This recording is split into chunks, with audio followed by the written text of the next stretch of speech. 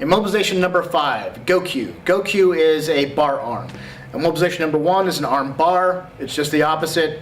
And don't ask me why it's called that. The truth of the matter is, after 30 years, I still have no idea why it was named an arm bar versus a bar arm, or a bar arm versus an arm bar.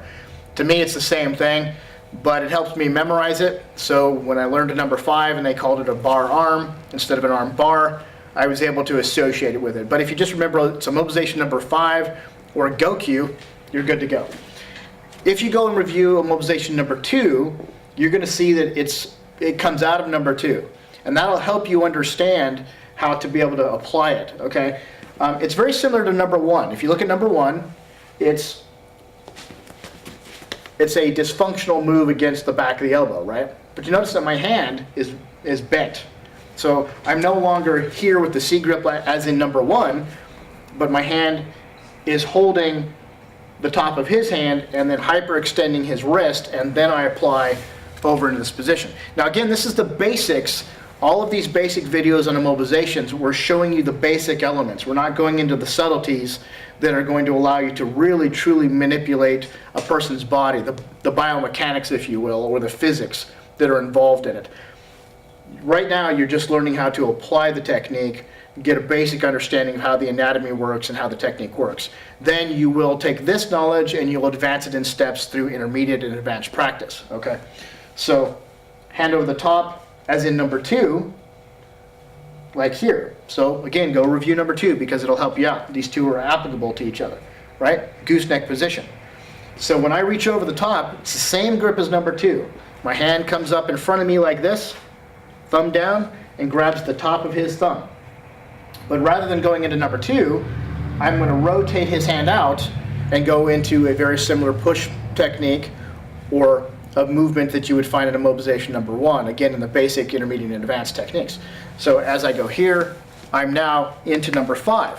Now something that's really cool about this, that as I'm doing this, I can put pressure on the back of his hand and I can rotate this. This allows me much more control than with immobilization number 1, because on immobilization number 1, I've got to do everything here at the wrist, and it can become a struggle. If you don't understand the physics of it or the biomechanics of it, you're going to get into a struggle with somebody who's stronger than you. And it's very easy to start to move out of these things if you don't know how to apply that.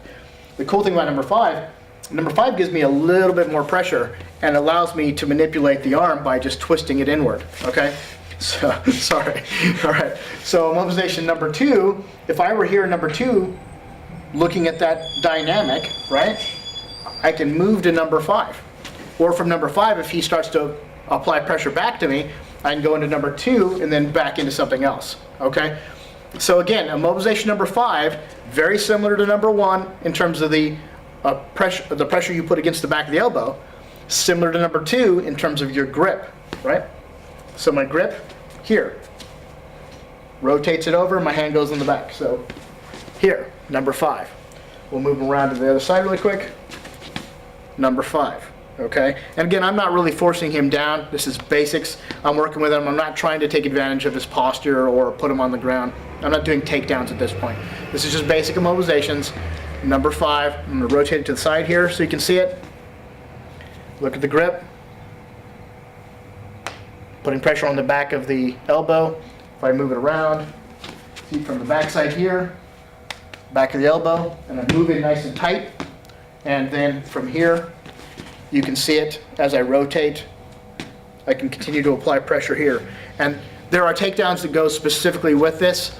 As we advance into it, you'll see that you can go forward or you can go in a more dynamic rotation. It's a really fantastic technique. It's actually very powerful and surprisingly useful when you're trying to move somebody somewhere. Bouncers use it, law enforcement officers use it.